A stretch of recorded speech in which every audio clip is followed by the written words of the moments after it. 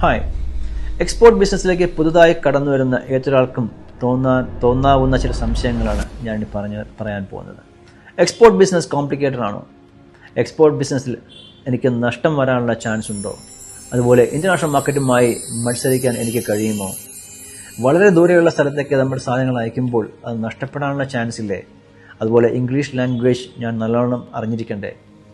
നമ്മുടെ ഉൽപ്പന്നങ്ങൾ വാങ്ങാൻ താല്പര്യമുള്ളവരെ എങ്ങനെയാണ് കറക്റ്റായി വിദേശത്ത് കണ്ടെത്തേണ്ടത്? എക്സ്പോർട്ട് ഡോക്യുമെൻറ്റേഷൻ എന്തൊക്കെയാണ്? വിദേശത്തേക്ക് നമ്മൾ സാധനങ്ങൾ എങ്ങനെയാണ് അയക്കേണ്ടത്? എക്സ്പോർട്ട് ഇമ്പോർട്ട് ബിസിനസ് ഇങ്ങനെ നിരവധി പ്രൊസീജിയേഴ്സിനാൽ വളരെ കോംപ്ലിക്കേറ്റഡ് ആണ് നിങ്ങൾ പലരും ചിന്തിച്ചേക്കാം.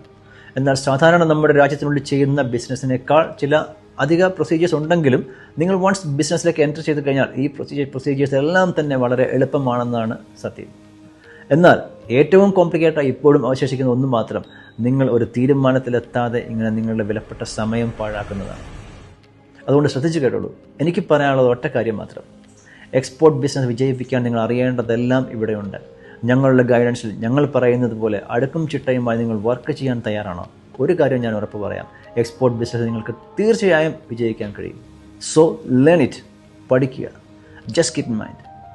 ഒരു കാര്യം ഓർക്കുക, every big journey starts with a small first step.